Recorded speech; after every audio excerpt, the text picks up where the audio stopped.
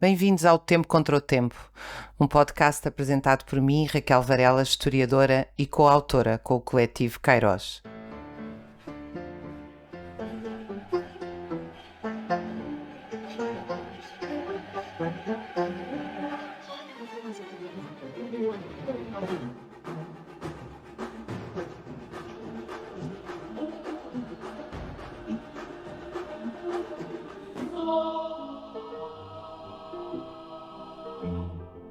Aqui queremos debater a sociedade e o mundo com toda a calma, contraditório, profundidade e liberdade que a urgência da transformação e da imaginação de uma nova forma de viver exige.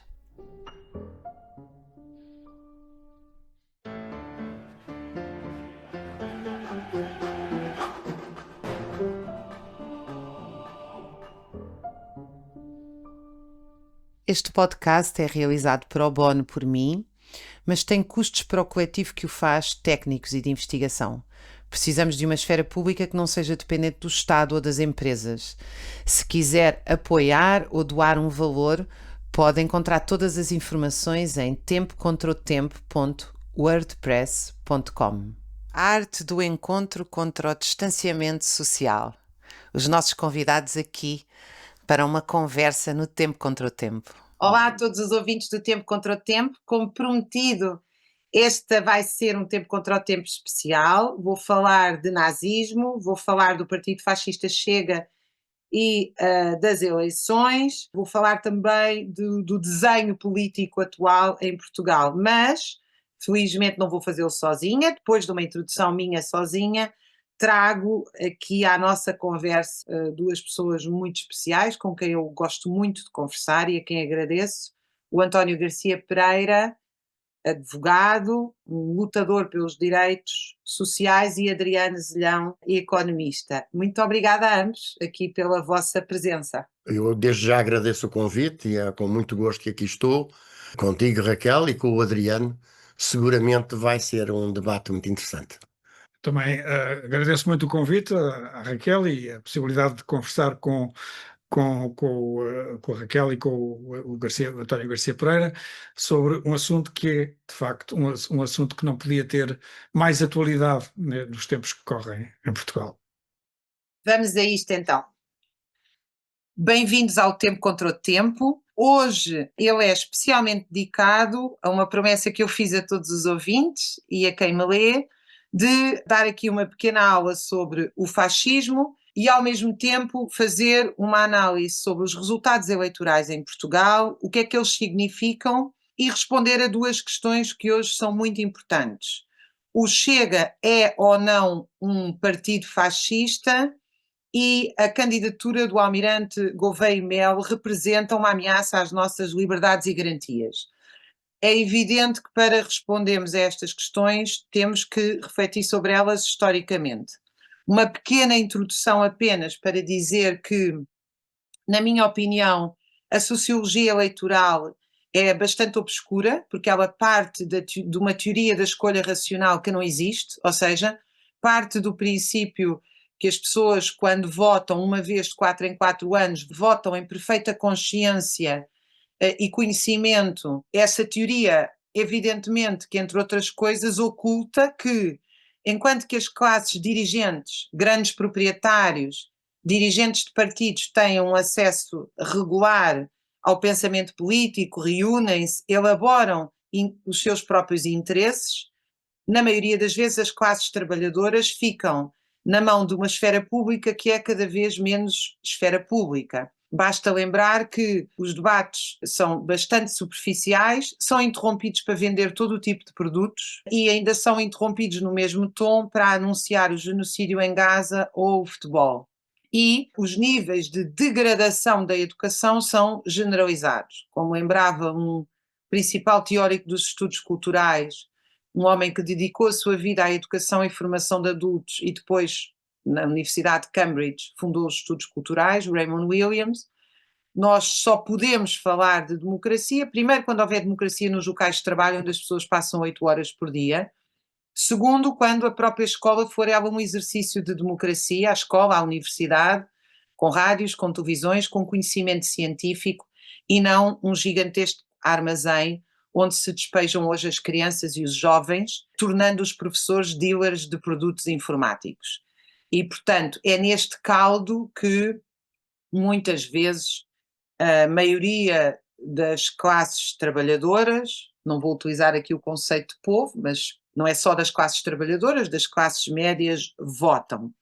Isto significa que quem votou no Chega é ignorante? Bom, essa tese deve ser imediatamente afastada, porque os dados mostram que em setores onde há ensino superior e acesso aos melhores colégios, inclusive aos colégios do topo do ranking, houve votações do Chega na ordem dos 20% ou mais. Por outro lado, a Alemanha nazi era a sociedade mais instruída, mais culta e cientificamente mais desenvolvida.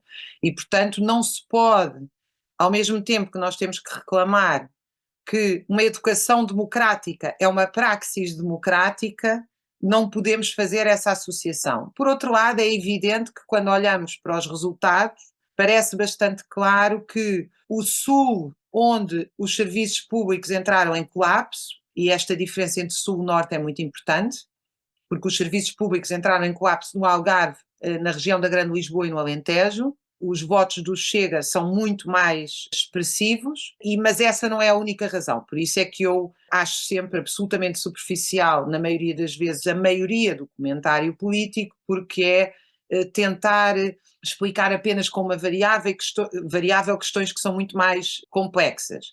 E agora volto outra vez para a Alemanha nazi. O partido nazi tem muito mais votos onde há menos organização política. Não interessa se é organização política de esquerda, se é de direita. Isso é muito curioso. Ou seja, onde os partidos tradicionais têm implementação e organização, o partido nazi tem menos votos. Isso significa os partidos comunistas, social-democratas, mas também conservadores. E é muito curioso ver como em algumas regiões do norte do país, onde ainda há uma implementação do PSD que tem, digamos assim, um respaldo real, muitas fábricas estão fechadas ao domingo, ainda se vai à missa, que é quem organiza as mentes e os corações de parte do norte do país, o PSD tem alguma relevância, o Chega não consegue crescer tanto como em zonas, digamos assim, mais atomizadas e desagregadas, nomeadamente como é o caso da grande periferia, sobretudo de Lisboa. Também tenho muitas dúvidas que tenha havido transferência do voto do PC para o Chega. O que os votos do PC demonstram é que as pessoas que votavam no PC estão a morrer, ou seja, o PC não se renovou, mas as mesmas pessoas que votaram no PC não passaram a votar no Chega. As regiões que votavam no PC é que passaram a votar no Chega, mas não parece haver uma transferência de voto. Onde há transferência de voto, isso é indiscutível para o Chega, para o partido fascista Chega, é do PS e do PSD. Ou seja, grandes áreas. Portanto, o PC, os poucos votos que perde como declínio demográfico, mas do PS e do PSD há um voto para o Chega. Bom, isto para dizer que, na verdade, há aqui muita coisa que influencia esta votação. Também é verdade que as questões da imigração, as quais não têm sido abordadas pela esquerda de uma forma de solidariedade efetiva, mas apenas de uma forma ao nível dos direitos humanos, coisa que para mim é absolutamente essencial, mas insuficiente, ou seja, não se passa de uma defesa de uma política liberal, de tratar as pessoas como mercadoria e mão de obra, para uma política de efetiva solidariedade e organização dos imigrantes. Se calhar deixamos esta questão para o fim. Essa questão é uma questão absolutamente fundamental, nomeadamente em grandes zonas agrícolas do Alentejo, etc. Eu também não posso deixar de fazer esta referência final, que é mais de 70% dos portugueses não votou neste partido fascista, e mesmo entre os imigrantes a taxa de abstenção, em alguns sítios, a taxa de participação é cerca de 10%. Portanto, é preciso também matizar estes resultados. Vou agora, então, dar um salto para as questões históricas, que me parecem muito importantes, porque eu acho que não tem sido dada devida importância, ou seja, de facto, a burguesia portuguesa, e eu vou utilizar aqui o termo burguesia referindo-me aos grandes proprietários portugueses, mas à sua ligação com os grandes proprietários internacionais e à banca, uma vez que as grandes famílias portuguesas estão diretamente ligadas à banca internacional e às grandes famílias internacionais. O conceito de burguesia é o conceito mais apropriado do ponto de vista histórico e sociológico, até porque não é o mesmo falar destes grandes proprietários, dos médios proprietários e dos pequenos. E a burguesia portuguesa, ela não governa diretamente, nunca nenhuma burguesia governou diretamente, não vê a liderança da SONAI ou da Jerónimo Martins, etc., está no Parlamento, tem outras coisas a que se dedicar. Governam através de partidos que representam os seus interesses e através de outro tipo de partidos muito importantes, como o filósofo italiano dizia, chamava os jornais. Nos jornais, desde a crise de 2008 e sobretudo a partir de 2015, eu diria, para dizer uma síntese muito rápida, que em 2008 a burguesia portuguesa desempregou mais de 1 milhão de pessoas e pôs as casas à venda no mercado internacional. Essa foi a sua resposta e utilizou quantidades massivas de dinheiro público dos serviços públicos para salvar os acionistas bancários. Fez-o com um governo do PSD. Isso levou às maiores manifestações, greves e lutas sociais desde os anos 80 em Portugal.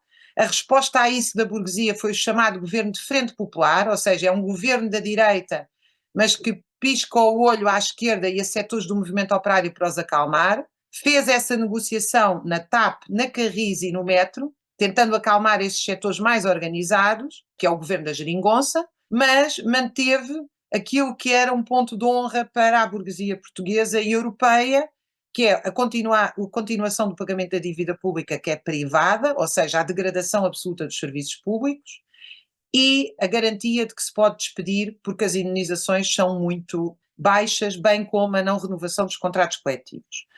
Isto levou ao nascimento, pela primeira vez desde 76, 77, 78 e sobretudo desde 86, com o fim da luta, com a derrota dos operários da Lisnave, os mineiros portugueses, ao nascimento de um novo sindicalismo de combate, com fundos de greve, um sindicalismo que não é à sexta-feira e que não tem uma burocracia sindical fixa. Expressou-se na Alta Europa contra o trabalho compulsório ao domingo, expressou-se nos enfermeiros com a greve cirúrgica, nos motoristas de matérias perigosas. A resposta, feito, digamos assim, o serviço de acalmar o movimento operário, com esta expansão destes setores de trabalhadores apoiados muito no Sindicato dos Estivadores e na sua vitória na Batalha de Setúbal, quando se conseguiram a fixação dos trabalhadores precários, António Costa disse que já não precisava das muletas que tinha utilizado, que na verdade essas muletas sequer conseguiam acalmar o movimento dos trabalhadores, porque na verdade o PC, através dos seus sindicatos e o Bloco, tinha perdido o seu dirigente na Alta Europa, António Chora. A burguesia portuguesa passa para uma nova fase, que é apoiar diretamente um governo de direita. Passa-se que as eleições, o regime democrático parlamentar, ou seja, a representação parlamentar como forma, por isso é que se chama representação, o teatro, é uma representação distorcida da realidade, mas digamos, é a forma privilegiada da burguesia governar, ou seja, utilizando, no fundo, um parlamento onde as diversas frações da burguesia, através dos seus parlamentos, vão distribuindo o bolo do aparelho de Estado como força essencial destes empresários. Só que o bolo diminuiu tanto e a burguesia portuguesa, neste momento, grande parte dela, depois de 2008, foi comprada pela burguesia espanhola, nomeadamente a banca, e tornou-se cada vez mais dependente da indústria exportadora e, portanto, o grande negócio da burguesia portuguesa neste momento não é português, é vender as casas que os portugueses não conseguem pagar com os baixos salários e com o desemprego a que foram votados, e é garantir a remuneração de capitais através da dívida pública e os salários tão esmifrados e tão reprimidos que a maioria dos portugueses neste momento trabalha mais de 60 horas por semana para conseguir pagar. O resultado disto, evidentemente, é uma insatisfação laboral generalizada, o nascimento de novos sindicatos, e aí a burguesia portuguesa sacou da sua cartada histórica, e eu depois vou entrar aqui rapidamente na parte histórica do fascismo. A burguesia portuguesa optou pela sua cartada histórica, que é, uma vez que não se consegue acalmar o movimento dos trabalhadores com direito e a proposta é pagar-lhes muito baixos salários, o que nós vamos fazer é a opção bonapartista, ou seja, a opção ditatorial. A pandemia, em vez de ser um momento de afirmação de uma saúde pública e democrática, foi um momento altamente repressivo, foi usada no primeiro dia para despedir o Sindicato dos Estivadores, com o apoio do qual todos os outros sindicatos combativos que eu referi se organizaram. Aumentou-se muito as medidas de exceção e elevou-se pela primeira vez um militar de caráter autoritário, que defende no seu programa superpoderes para si próprio, à condição de figura pública. Ao mesmo tempo, como todos os estudos mostram, este partido fascista é levado ao colo, chegando a este volume de votos. Também chega lá, penso que nós vamos fazer isto, deixarei isto no debate que faremos depois, penso que chega lá também por grande ausência de políticas de esquerda ousadas que possam dar resposta a isto. Bom, feito este panorama geral, quero explicar o seguinte: quando nós falamos de bonapartismo ou de fascismo e quando nós falamos de partidos fascistas, nós remetemos para toda a teoria política que foi construída a partir de 1848 na França e na Itália a partir dos anos 20 por Gramsci, na Alemanha a partir da Revolução e Contra-Revolução na Alemanha de Leon Trotsky. Ou seja, o primeiro a pensar esta questão é Karl Marx, quando, perante as revoltas dos trabalhadores em 1848, pela primeira vez a burguesia ensaia um golpe de Estado, que é um golpe de Estado em que ensaia um tipo de regime muito particular, ou seja, em vez de as frações da burguesia estarem representadas num parlamento constitucional onde se vão revezando, uma vez que elas andavam sempre à pancada e em disputa entre si, ensaia-se um regime assente numa figura central, um Bonaparte. O livro de Marx é o 18 Brumário de Luís Bonaparte, em que aparentemente a burguesia deixa de exercer diretamente o poder político para manter o poder económico, ou seja, um regime de ditadura que suprime direitos, liberdades e garantias e que na aparência não é a burguesia que o governa, é um todo-poderoso chefão, Salazar, Luís Bonaparte, no caso do 18 do caso das revoluções de 1848, por isso é que se chama bonapartismo este tipo de regime. O que é que distingue o regime bonapartista do regime fascista? No regime bonapartista, o Estado, através das suas instituições, consegue reprimir diretamente o movimento de trabalhadores, suprimindo o direito à greve, suprimindo os direitos sindicais, reprimindo com o exército as manifestações. No regime fascista, o Estado não pode porque há uma ameaça de revolução social. Ou seja, no regime fascista, o primeiro que surge são as milícias fasci de combatimento em Itália nos anos 20, em resposta à Revolução de 19-20 em Itália, em que mais de 800 fábricas tinham sido ocupadas em autogestão pelos trabalhadores. A burguesia italiana compreende que se mandar o exército reprimir os trabalhadores, o exército pode ficar ao lado dos seus trabalhadores, e aí a revolução, a tomada de poder pelas classes trabalhadoras é realmente possível. Daí que a burguesia italiana tenha financiado milícias, elas vão ter vários nomes consoante os regimes, camisas azuis, camisas negras, camisas castanhas. Salazar vai fazer o mesmo, a Legião Estrangeira, e antes vai ter-se uma figura que é Relão Preto, e na Alemanha nazi as SA. Estas milícias, na Alemanha nazi, tiveram, portanto, acabado o regime de Weimar na Alemanha, nos anos 20, em que as diversas frações da burguesia se iam rotativamente organizando dentro do Parlamento alemão, paulatinamente se vai constituindo um regime que vai acentuando os poderes do chanceler, chamava-se Hindenburgo, que vai introduzindo estes regimes bonapartistas, de von Papen, de Schweitzer, e é Hindenburgo que vai dar o poder, vai endossar Hitler como chefe de Estado na Alemanha em 1933.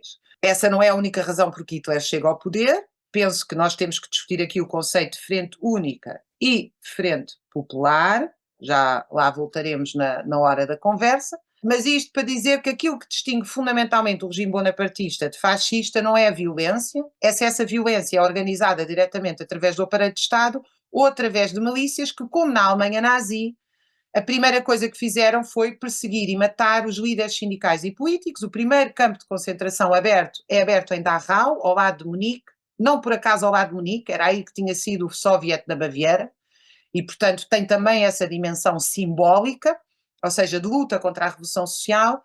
Para dizê-lo de forma muito simples, o fascismo é um regime que implica a utilização de força paraestatal, força militarizada, que normalmente é recrutada através dos setores do lumpenproletariado, setores que vêm do exército, das forças armadas, das polícias, das seguranças privadas, das artes marciais, tudo o que tenha a ver com a utilização generalizada da violência. Essa é a característica fundamental do fascismo. Por isso é que Trotsky, nesse livro fabuloso chamado Revolução e Contra-Revolução na Alemanha, vai dizer o seguinte: a rigor o regime nazi é fascista até acabar com as SA, porque o próprio Hitler, depois de terem sido perseguidos os líderes sindicais e políticos, vai rebentar com a própria SA, dizendo: não senhora, eu não quero milícias paralelas, eu agora quero de volta o controle ao aparelho de Estado. E depois passa a ser um regime bonapartista. É fascista enquanto existem as SA e passa a ser bonapartista. Bonapartista não quer dizer que é menos violento. Quer dizer que a violência é organizada a partir do aparelho de Estado sem o risco de uma revolução social, porque os dirigentes políticos e sindicais tinham sido mortos. A Franco Salazar, em Portugal, durante 48 anos, Salazar, com a ditadura militar, que começa a 28 de maio de 1926, curiosamente o almirante Gouveia e Melo anunciou a sua candidatura a 29 de maio, a 28 de maio e vai até 1974, é um regime fundamentalmente bonapartista, que tem essa característica fascista de milícias, sobretudo quando há ameaça de revolução social na Península Ibérica nos anos 30 com a Revolução Espanhola. Volto a dizer, isso não quer dizer que é mais ou menos violento, quer dizer que consegue organizar a violência a partir do aparelho de Estado. Eu penso que agora posso, depois desta longa, pequenina ao mesmo tempo introdução, eu no fim já darei algumas indicações bibliográficas, abrir aqui a conversa com os meus convidados aqui no Tempo Contra o Tempo, a quem eu agradeço desde já estarem aqui comigo e a paciência de me terem escutado para abrirmos esta conversa. O António Garcia Pereira, advogado, ele próprio foi militante durante a Revolução dos Escravos, professor universitário de Direito e certamente uma das figuras em Portugal que se destacou mais na defesa dos direitos dos trabalhadores e na luta pelos direitos, liberdades e garantia. E o Adriano Zelhão, economista, também é militante durante a Revolução dos Escravos, estudioso destas dinâmicas económicas, políticas e financeiras. Muito obrigada a ambos. Uma vez que eu já deixei aqui muitos pontos por onde certamente vocês têm muito a acrescentar, criticar, contrariar, contradizer, eu começava por dar a palavra para nós iniciarmos aqui a nossa conversa. António Garcia Pereira, bem-vindo. Ora, muito obrigado pelo convite, boa tarde à Raquel e ao Adriano e a todos os ouvintes. As duas questões principais que tu colocaste é se o Chega é ou não um partido fascista e o que é essa figura que agora emerge do nevoeiro chamado Gouveia e Melo. Vamos lá ver. Para mim é inegável que o Chega é um partido fascista. A discussão que se tem tido em tempos mais ou menos recentes e até mesmo sobre o regime que vigorou em Portugal, sobre se seria verdadeiramente um regime fascista, eu acho que não faz muito sentido, porque o que caracterizou, quer o regime que nós tivemos antes do 25 de Abril em Portugal, quer na Alemanha, quer na Itália, quer em Espanha, foi, em primeiro lugar, um contexto de uma crise económica e política muito profunda, uma crise das democracias parlamentares e dos seus principais protagonistas, umas classes médias empobrecidas, ameaçadas com o espectro da proletarização, muito revoltadas e sem perspectivas de encontrar uma solução para os problemas que a afligem no dia a dia, um desenvolvimento progressivo de uma lógica de rejeição do parlamentarismo, dos partidos políticos, do pluralismo político, dos direitos individuais, um anticomunismo primário e um antitrabalhador primário. E depois, somando a isto, algumas coisas que me parecem importantes agora para comparar com a situação atual em 2025. um apelo aos valores tradicionais da história, frequentemente com uma vertente racial muito afirmada, uma lógica de centralização na autoridade e do poder na pessoa do líder, portanto, a lógica de que o líder, o Führer no Reich, o Duce na Itália, o caudilho em Espanha, o salvador da pátria em Portugal, é uma espécie de encarnação dos interesses da comunidade. E, portanto, é muito curioso que esta teoria é depois recauchutada nos tempos, por exemplo, que seguem ao 11 de setembro para justificar medidas de puro e simples aniquilamento dos direitos fundamentais, sob a batuta de um senhor chamado Antonin Scalia, que mais tarde é nomeado juiz do Supremo Tribunal e que é um jurista que é ao serviço de Bush, formula a teoria da autoridade executiva máxima e que no fundo significa aquela pessoa encarna, digamos assim, os interesses da comunidade no seu conjunto, esta lógica da dissolução da pessoa individual numa estrutura inorgânica e massificada que tem um porta-voz, um representante lídimo acima de todos os outros e, portanto, que tem a legitimidade para fazer tudo aquilo que entender em nome daquilo que é proclamado como sendo o interesse comum. Isto, aliás, ficou plasmado antes do 25 de Abril pela forma como todos os ofícios das entidades públicas terminavam, diziam sempre a bem da nação, fulano de tal. E, portanto, a existência, o endeusamento de um Führer ou de um Duce como o encarnador da comunidade, digamos assim. A lógica, em linha reta disto, da ilegalização de tudo o que seja fora deste quadro de autoridade e, portanto, dos partidos políticos aos sindicatos, acompanhado de uma glorificação do discurso da violência e do ódio relativamente contra inimigos que são arvorados ideologicamente em alvos a abater como uma forma de unificação das tropas. Sejam os judeus na Alemanha, sejam os ciganos, sejam os pretos, sejam os muçulmanos, sejam os imigrantes. E a existência, de facto, de grupos paramilitares, ou sendo uma lógica semelhante a essa, de imposição do terror relativamente a tudo que mexa e que ponha em causa digamos, a disciplina do edifício político e social que se pretende instituir. E, finalmente, um financiamento destas forças por os grandes interesses económico-financeiros e uma lógica de combate às lutas operárias que mais interessam às grandes corporações. E, portanto, uma lógica de proibição das greves, de punição da greve como um crime. Antes do 25 de Abril era um crime previsto e punido no Código Penal com pena de prisão maior, não nos esqueçamos disso. Simultaneamente, o financiamento pelos grandes grupos económicos. Ora, se a gente pegar no conjunto destas características, verificamos que o modelo que pauta a atuação do Chega preenche-os a todos.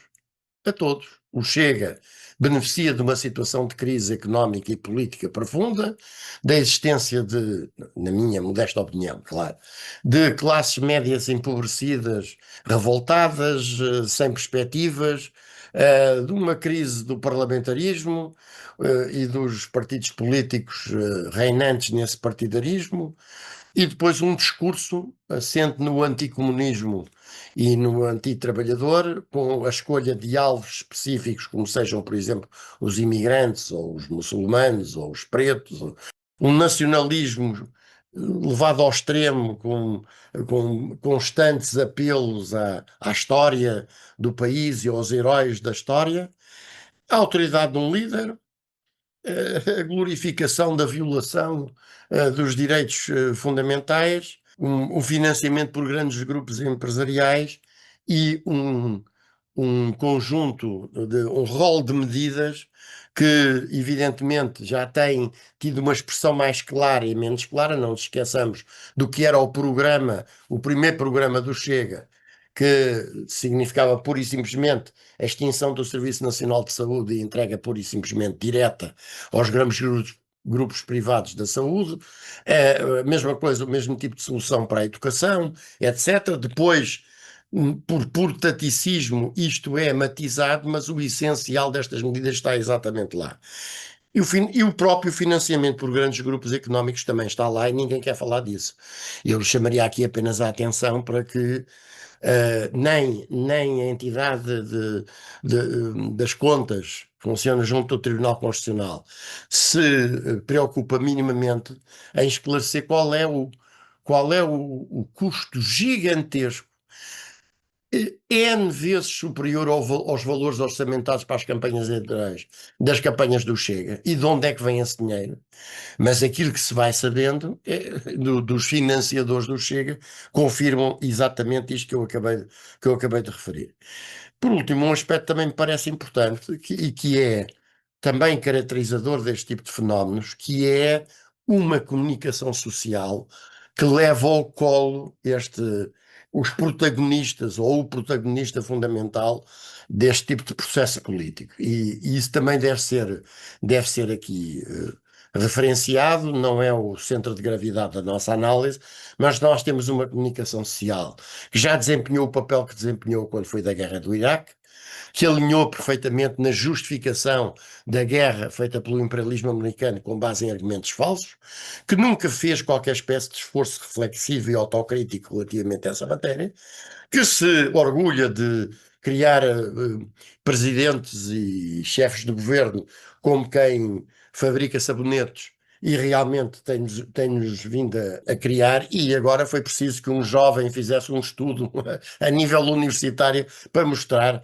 que este personagem do André Ventura teve mais entrevistas na televisão do que os dirigentes dos outros partidos todos juntos, o que é também revelador. Portanto, quanto a mim, é indiscutível que o Chega é um partido fascista e concordo com aquele apelo que a Raquel Varela tem feito para que não alinhemos nesta tentativa que é hoje de lavagem da face, que é protagonizada também pelos próprios, a coisa que mais indigna o Frazão, o Pinto, o Ventura e companhia, é que se lhes chama aquilo que eles são exatamente, porque eles que querem é proclamar-se de neocons, neoconservadores, e de facto nós estamos perante um partido fascista e deve ser designado como tal. Quanto ao Gouveia Mel, não sei se ainda vou a tempo de dizer alguma coisa. Vais, e nós vamos voltar aqui ao Gouveia e Mel e a muitas outras questões que foram aqui levantadas. E é só, se calhar, agora passar a palavra ao Adriano. Muito bem. Boa tarde, Raquel, António. Há uma tendência compreensível para começar por pensar nesta questão num ponto de vista, digamos assim, taxonómico, não é? Classificação, como é que classificamos este fenómeno? Eu acho preferível ver a coisa do ponto de vista da história. Evidentemente que nós hoje em dia, quando falamos dos partidos fascistas históricos, falamos do partido que se chamou Partido Fascista, que era um partido italiano, falamos do partido alemão de Hitler, que não se chamava fascista, chamava-se nacional-socialista, e de muitos outros partidos nessa época e posteriormente que se agruparam com o mesmo tipo de orientação. No entanto, evidentemente, antes de a história poder olhar para trás e agrupar tudo isto num conjunto, eles eram, cada um, aquilo que cada um deles foi, nas circunstâncias em que começou a intervir. E, portanto, o que eu quero dizer com isto o quê? Evidentemente que é óbvio que depois de muitas tentativas, não faltam em Portugal partidos que se foram formando, digamos assim, de extrema-direita, com discurso fascista, com discurso super reacionário, já praticamente desde o 25 de Abril. A diferença é que os outros, digamos assim, falharam, não conseguiram obter uma audiência de massas, uma votação de massas, e este Chega começou a fazê-lo. Já agora uma pequena correção a uma coisa que a Raquel disse a esse respeito, porque é importante, porque não foi 75% do eleitorado que não votou no Chega, foi 85,5% do eleitorado que não votou no Chega. O Chega teve 20, não sei o quê, 2% da votação expressa, mas do eleitorado português teve 14,5%. Portanto, 1 em cada 7 eleitores votou no Chega. É muita gente, não é essa a questão, mas para pôr a coisa nas suas corretas proporções. Portanto, a questão para mim é mais... Deixa-me só te interromper para explicar lá em casa que, evidentemente, o Adriano, e bem, introduziu a questão da abstenção, porque é como se a abstenção não fossem eleitores, quando há uma grande parte dos abstencionistas que o fazem porque consideram que não estão na sua posição não está refletida nos partidos que existem, não é por terem desistido de participar na vida política e pública, até porque há muitas formas de participação que não passam pelo voto. Obrigada, Adriano. Exatamente, isso é evidentemente, ninguém tem o monopólio da interpretação de porque é que a abstenção existe e porque é que sobe, porque é que desce. Nesse aspecto é importante também, um bocado ao contrário desta tendência, dizer que o ascenso do Chega foi acompanhado por uma diminuição da abstenção histórica nos últimos 10 anos, ou seja, houve uma camada importante da população que tradicionalmente se abstinha, ou seja, que não se reconhecia, que não achava que servisse para nada, ir votar para alterar fosse o que fosse, que começou a ir votar num processo que nós podemos interpretar, em minha opinião, corretamente, como desespero e não só desespero, como desgosto com todos aqueles que têm representado a governação em Portugal. Agora, para não ser muito longo, há 2 ou 3 aspectos que eu gostava de salientar. Em primeiro lugar, o caso específico de Portugal. Portugal tem um aspecto que é um pouco anómalo por causa da Revolução Portuguesa de 74-75 no panorama europeu. É que a base eleitoral dos partidos burgueses da direita tradicional sempre foi demasiado pequena.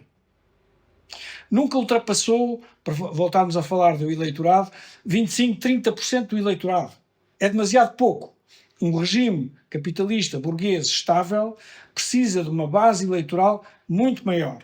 Portanto, todos aqueles setores que são pequenos proprietários, médios proprietários, que em princípio votam a favor do sistema da propriedade e portanto, dão uma certa estabilidade a esse poder da meia dúzia de grandes capitalistas que dominam a sociedade. E essa é uma questão fundamental, também em Portugal, mas não só, é que tudo aquilo que nós estamos habituados muitas vezes a associar às características do que agora se chama a democracia liberal, enfim, a democracia burguesa dentro do regime capitalista, a grande maioria dos elementos democráticos desse regime não são próprios do regime do poder dos proprietários. Foram lá metidos pelas revoluções que houve nos últimos 100 anos, ou mais, 150 anos, incluindo a Comuna de Paris.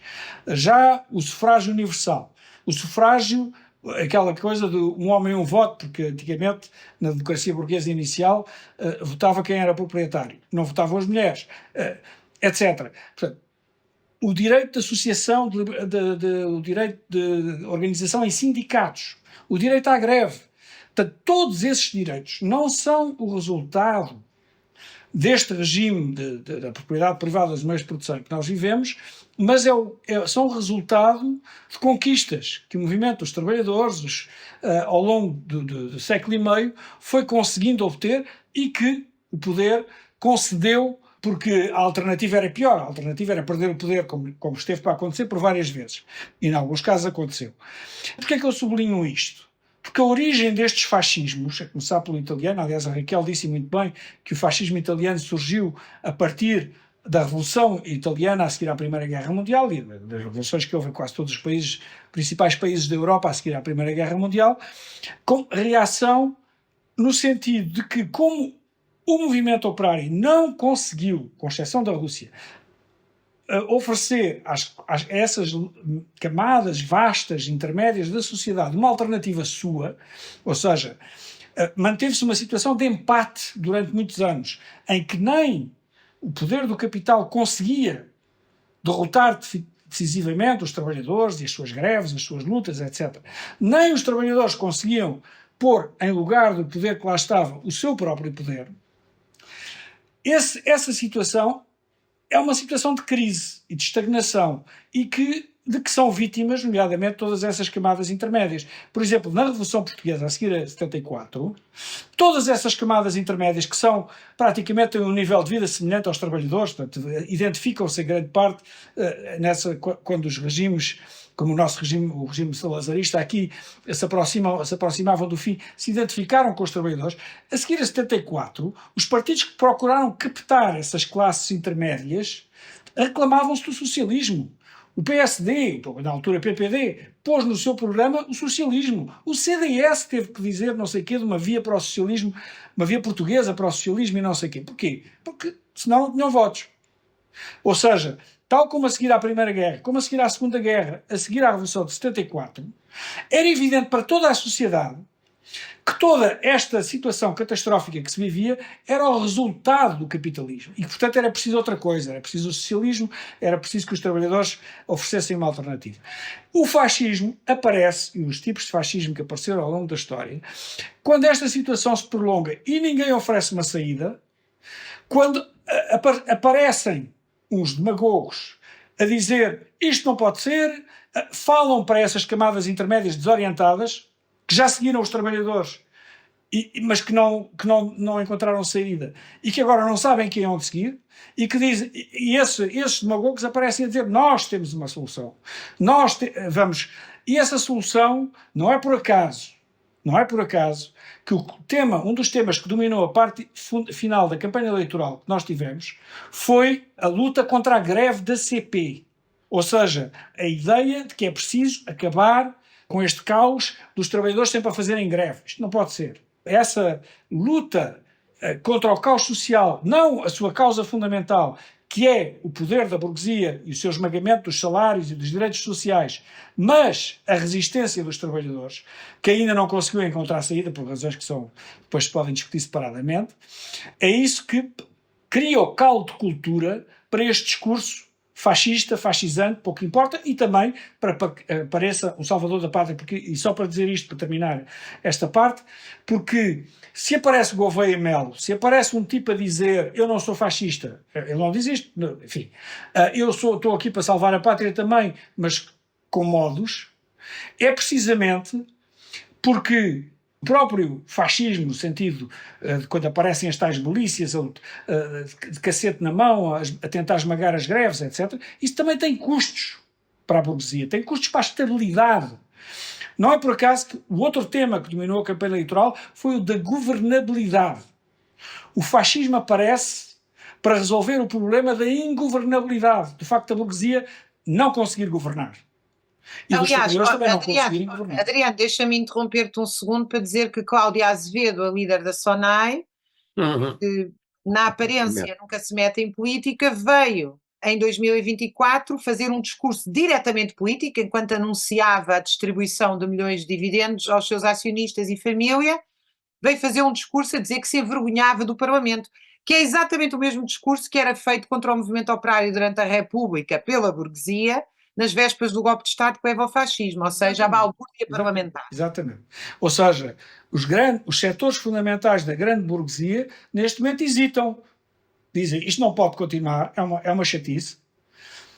Nós preferimos a estabilidade da democracia burguesa, em que ora governa o PS, ora governa o PSD, mas que enfim, o PSD são os avançados de um dos nossos grandes grupos, o da Spinum Viva e tal, o PS é gente que a gente sabe que a coisa que tem mais horror é dos trabalhadores irem longe demais, portanto, apesar de tudo é preferível. Quando eles próprios começam a ver que não tem saída, que é a tal ingovernabilidade, começam a hesitar, começam a dizer, bom, se calhar temos que apostar aqui neste Ventura, neste Gouveia e Melo, para ver se nos oferece alguma coisa, mas essa coisa, para se funcionar, só pode passar pela destruição do direito à greve, pela destruição dos sindicatos independentes, pela destruição do movimento operário organizado. E é isso que neste momento se joga. Portanto, o problema do Chega ser ou não ser partido fascista, no sentido de caber na definição histórica daquele período e tal, é um período que a própria história resolve. Ou seja, se no momento dado a burguesia, os grandes setores da burguesia disserem, como na altura, no partido, na questão da ascensão do partido nazi na Alemanha, e a Raquel também fez alusão a isso, Houve reuniões entre os grandes capitalistas da Alemanha, os Krupps, os Thyssens, essa gente toda, e as chefias do partido nazi, no final dos anos 20, início dos anos 30, não também agora a data exata, em que eles fizeram um negócio. A grande burguesia disse assim: nós financiamos-vos, mas vocês têm que se desfazer dos setores mais caóticos, lá dos SAs, como disse a Raquel, com toda a razão, daquelas milícias que na rua lutavam contra as manifestações operárias e tal.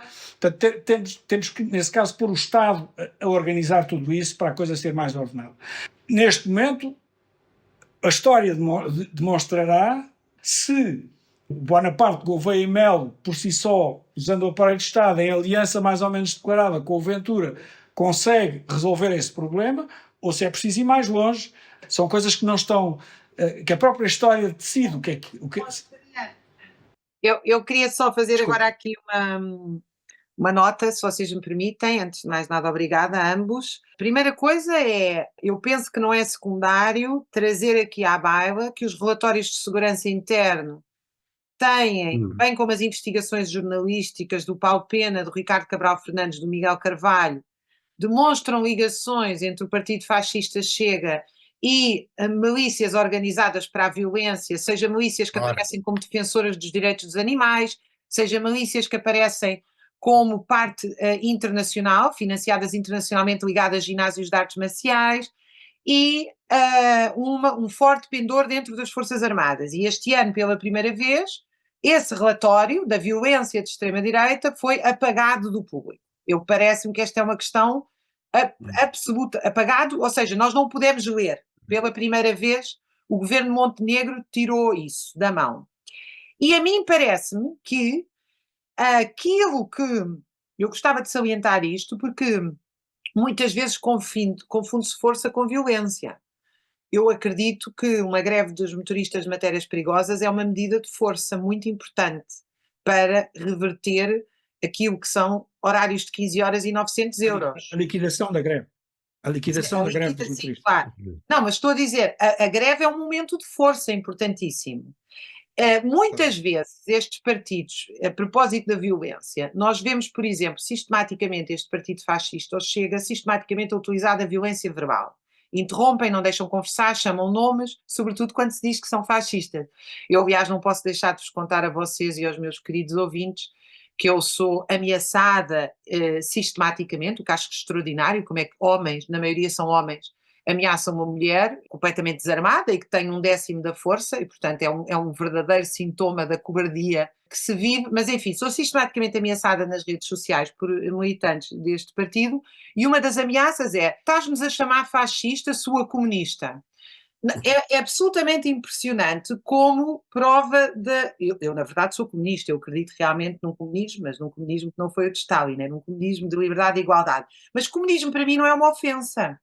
E nós, quando classificamos estes partidos como fascistas, classificamos do ponto de vista político-histórico, ou seja, é muito interessante perceber que há o ponto máximo, que é o máximo da milícia que ameaça, do indivíduo que ameaça, do deputado que cala, e tudo isto se passa com grande normalidade nos média e no Parlamento, em todo o lado.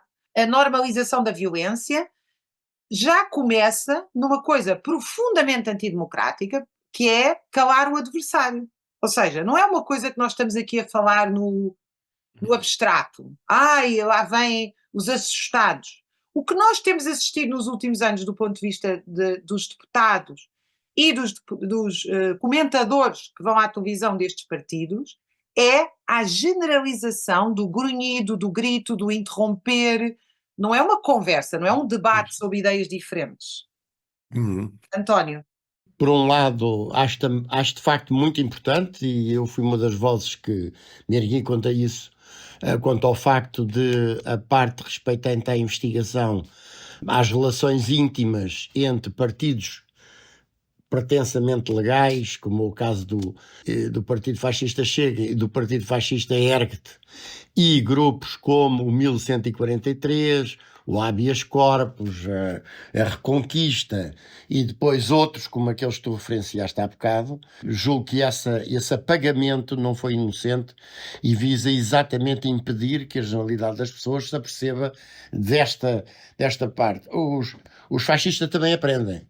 E aprendem que o uso da violência gratuita, o discurso do ódio, o ataque cobarde, na maior parte das vezes, baseado na lógica da alcateia, suscita também um repúdio grande, mas é absolutamente indispensável aos seus propósitos. A forma de fazer isso é arranjar com quem tem relações próximas o faça, embora com uma identidade jurídica aparentemente diferente. E, portanto, quem aparece no Martim Muniz a fazer aquilo que fez no 25 de Abril é o habeas corpus e o ERCT, e não propriamente o Ventura. Portanto, esse é um ponto. Segundo ponto, que me parece também importante, nós estamos já a assistir hoje, e o Adriano chamou a atenção para a questão da greve. A greve é um ponto vital. Não nos esqueçamos que foi o primeiro direito a ser suspenso com os decretos do estado de sítio quando do Covid. O primeiro direito a ser suspenso foi o direito à greve. E agora... António, e assim que Salazar sobe ao poder, a greve... Claro, é criminalizado. É não só proibido, como é criminalizado. Claro, exatamente. Dos tribunais militares. Exatamente. Mas eu acho que se está já a impor uma lógica relativamente à qual muitos dos pertences democratas não se distanciaram e até perfilharam a lógica dos cancelamentos, da censura, do amordaçamento de tudo o que sejam vozes discordantes, seja sobre o que quer que seja, e que se está agora a assistir quem esteve atento a isso viu aquele deputado do Partido Fascista Chega, Nome Frazão, agora que também está todos os dias na televisão, a defender claramente que somos nós agora que temos de falar aqui e não há cá aquilo que eles chamam a extrema-esquerda, por exemplo, e defendeu abertamente isso, a ponto de haver uma estação televisiva que vai fazer um painel de comentadores políticos a que chama Linhas Direitas. Eu propus em grande êxito que se fizesse um painel também chamado Linhas Esquerdas ou até Linhas Tortas, mas Linhas Direitas em que chama a participar um representante da AD, um representante do Chega e um representante da Iniciativa Liberal. Portanto, nós temos neste momento em marcha, uma lógica que é uma lógica completamente fascisante e as coisas devem ser chamadas assim. Quem ousa ter um ponto de vista diferente é comunista, é um agitador ao serviço de interesses inconfessáveis e é inteiramente legítimo persegui-lo, agredi-lo, insultá-lo, amordaçá-lo. É isso que está neste momento em jogo e em marcha. António, O Veimel diz. Eu queria ainda ouvir-te, porque nós estamos a ficar sem tempo. Na verdade, eu quero-vos dizer que vos vou fazer aqui um desafio, que eu tomei aqui nota de mais 7 ou 8 temas que nós fomos falando hoje e que eu prometi que íamos abraçar e não vamos conseguir. Portanto, eu vou-vos pedir, se vocês voltam aqui para a semana ao Tempo contra o Tempo, e a gente pode fazer, digamos, uma parte 2, onde, desde já, eu vos faço o desafio de perguntar como é que nós vamos sair disto, quais são as propostas, como é que se reage a esta situação, ou seja, que políticas vai ser defendendo o quê e com quem que nós vamos sair disto. Eu deixava-vos esse, e aí nós podemos analisar a Constituição, a imigração, o peso das classes médias. Eu também parece-me que uma das coisas que eu queria aqui deixar é que eu acho que as classes médias só vão para as políticas fascistas quando não há uma proposta revolucionária que as traga para si. Historicamente, as classes médias são tão indiscutíveis. Sempre foi assim. Se vocês concordarem, eu dava-vos agora uns 2, 3 minutos para fechar sobre Gouveia e Melo, o que é que significa, e agradecendo atempadamente, ia-vos incomodar para vos trazer aqui para a semana outra vez ao Tempo contra o Tempo. Pode ser? Pode ser, senhor. Por mim pode Ok. ser. Eu direi sobre o Gouveia Mel, porque já escrevi várias coisas sobre ele, designadamente um texto sobre o Messias da Marinha, como lhe chamei, no jornal online, Notícias Online. Bom, trata-se da escolha de uma pessoa não é o problema de ser militar ou ter sido militar, não é uma pessoa de não ser muito experiente, é de facto toda a sua experiência de vida ser uma experiência de autoritarismo, de desrespeito pelos direitos dos outros e de hoje estar a desempenhar aquele papel de que a burguesia precisa, e eu vou tentar sintetizar isto da forma mais rápida que puder, neste momento, para a grande burguesia portuguesa, penso que a saída que ela está num primeiro momento a ver é o PSD, porventura com a ajuda ou a conveniência do PS, aplicar um programa que, se não é o do Chega a 100%, é muito próximo disso. E para esse projeto, que tem mais possibilidade de passar, como é óbvio, se for protagonizado por partidos que se dizem democráticos do que por um partido fascista, é indispensável ter na presidência da República um cavaco ao quadrado. E é exatamente isto que as pessoas podem esperar de Gouveia Melo. É ser um cavaco Silva ao quadrado na presidência da República. E, portanto, direitos, liberdades e garantias sujeitos a uma lógica de cilindramento, a começar pelos direitos sociais e laborais mais importantes e nenhuma espécie de respeito pelos princípios fundamentais, podemos dizer os princípios políticos democráticos fundamentais, mas pelo contrário, a prossecução de um programa desses.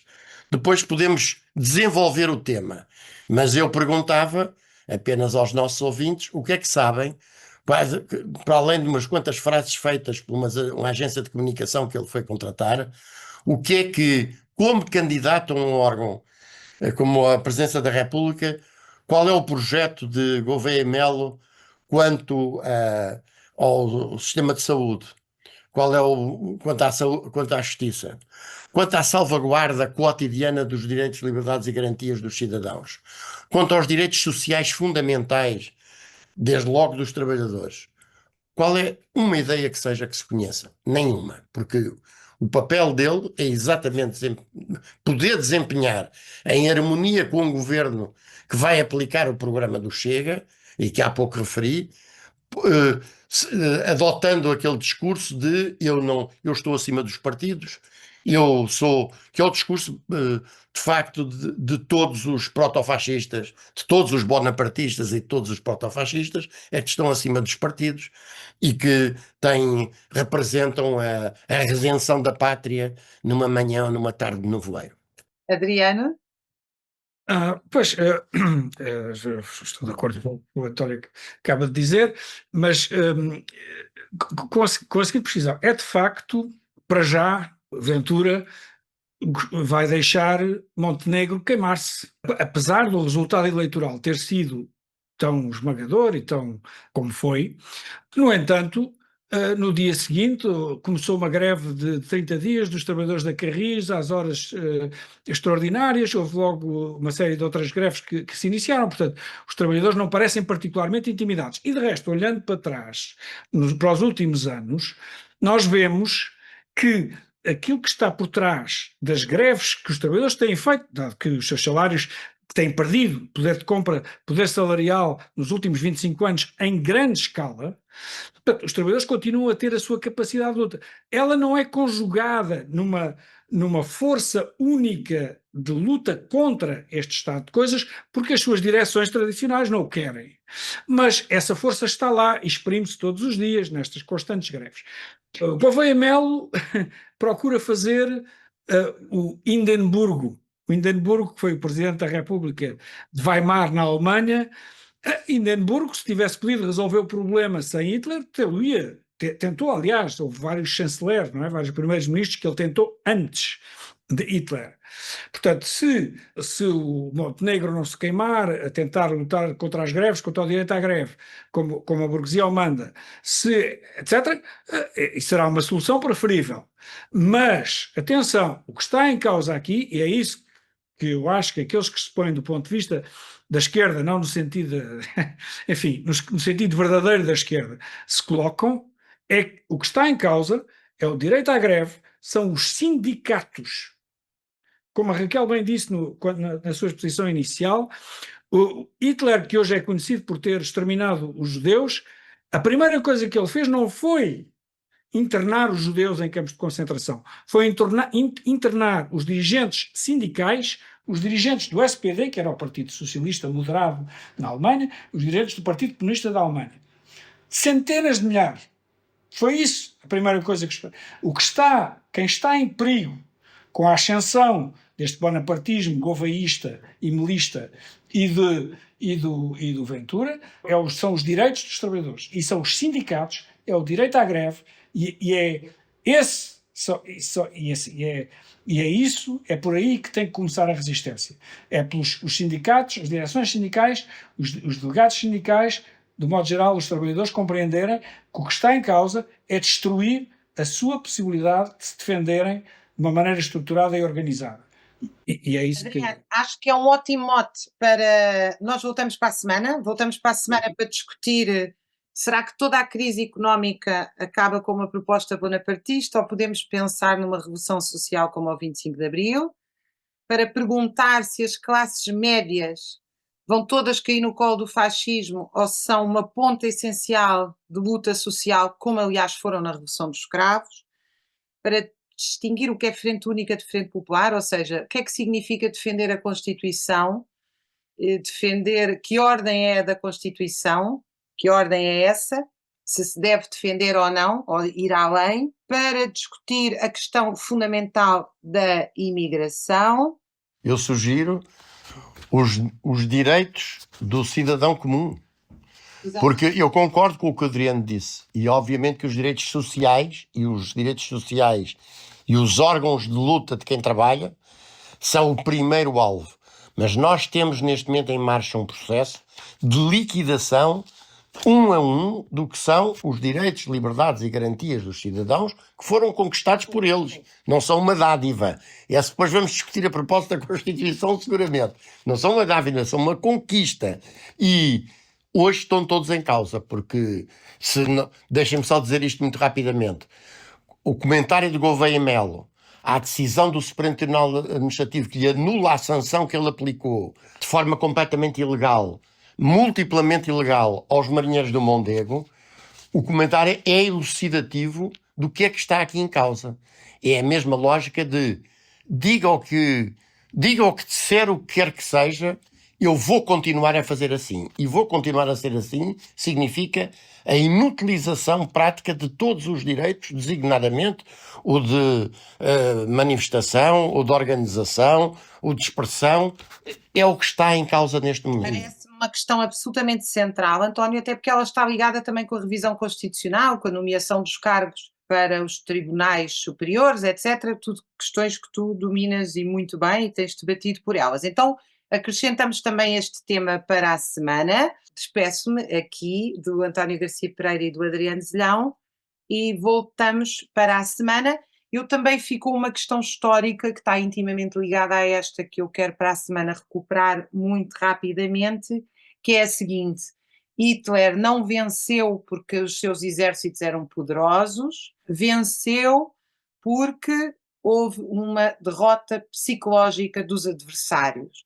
E essa questão é absolutamente fundamental quando nós analisamos o que é que foi o desastroso papel da esquerda a enfrentar o nazismo nos anos 30, de uma parte maioritária da esquerda, e eu quero também aqui recuperá-la face à estratégia que nós temos que delinear para nos defendermos, resistir e, sobretudo, ousar transformar a sociedade. Não é só de resistência que nós temos que falar, é de construir uma nova ordem livre e igual para todos. Muito obrigada.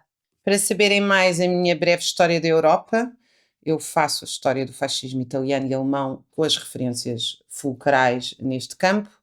A teoria marxista do bonapartismo do Philippe Damier é, para mim, a melhor síntese e a mais compreensível para o público em geral. Ele é historiador do bonapartismo em Marx, do cesarismo em Gramsci, do bonapartismo em Trotsky. Para quem quiser ouvir na ginástica Eu ouço entre os Roxette e a Madonna muito bons para subir, mimetizar a subida de montanhas, Nina Simone, para o remo. Ouço Fascism, What Is and How to Fight It, está no Spotify. Na verdade, isto é uma parte do audiobook de um livro do Trotsky que é absolutamente fundamental, que é preciso ser lido, estudado. Na verdade, a inspiração de grande parte das teorias é a dele e a de Gramsci, sobre o que é que significam e que tipo de ditaduras surgem de classe no século XX. E o livro está editado sobre Revolução e Contra-Revolução na Alemanha. No fundo, é a análise que eu referi anteriormente. O 18 de Brumário, de Karl Marx, na minha edição, vem com as cartas a Kugelmann da Paz e Terra, e eu aconselho vivamente a seguirem no Facebook e no Substrat o Luís Filipe Miguel. Ele, aliás, já foi entrevistado aqui no Tempo Contra o Tempo, e escreve para o público em geral, trazendo o melhor e o mais complexo da teoria e da ciência política para que todos possamos compreender, manusear e, por isso, transformar as nossas vidas.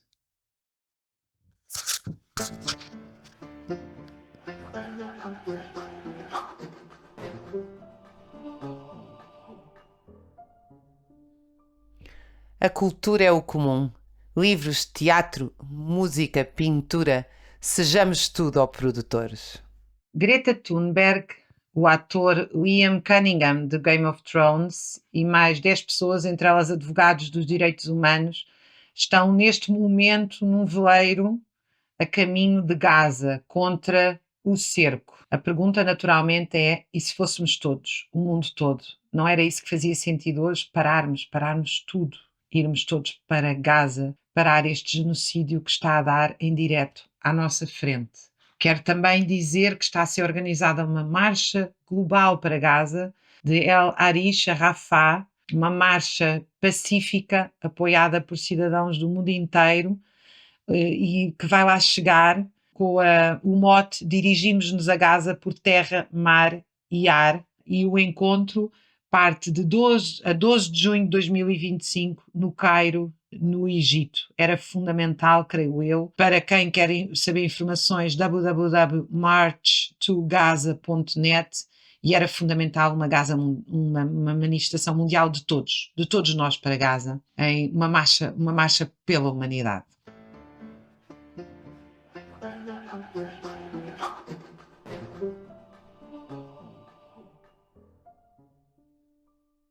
Poemário. Um poema para cada maleita.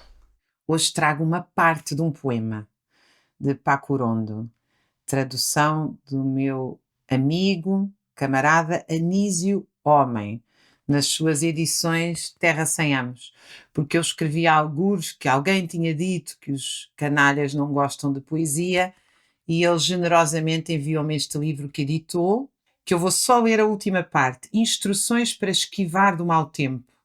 Cuidemos dos jovens a quem quererão podá-los. Só é preciso se munir bem e não amesquinhar amabilidades. Devemos ter à mão os poemas indispensáveis, o vinho tinto e o violão. Sorrir aos nossos pais como vacina contra a angústia diária. Ser piedosos com os amigos. Não confundir os ingênuos com os traidores. E mesmo com estes, ter o perdão fácil quando voltarem com as ilusões desfeitas. Aqui ninguém é demais. Isto sim, ser perseverantes e persistentes, escrever religiosamente todos os dias, todas as tardes, todas as noites, mesmo sustentados em teimosias se a fé desmoronar. Nisso não haverá trégua para ninguém. A poesia dói nesses filhos da puta. E assim nos despedimos, até para a semana, no Tempo Contra o Tempo. Se nos quiser apoiar, em patreon.com/o Tempo Contra o Tempo. Pode nos ouvir no YouTube de Raquel Varela, a minha página do YouTube, no Tempo Contra o Tempo wordpress.com e no Spotify. O seu apoio é muito importante para continuarmos este projeto. Até para a semana, sempre à quinta-feira.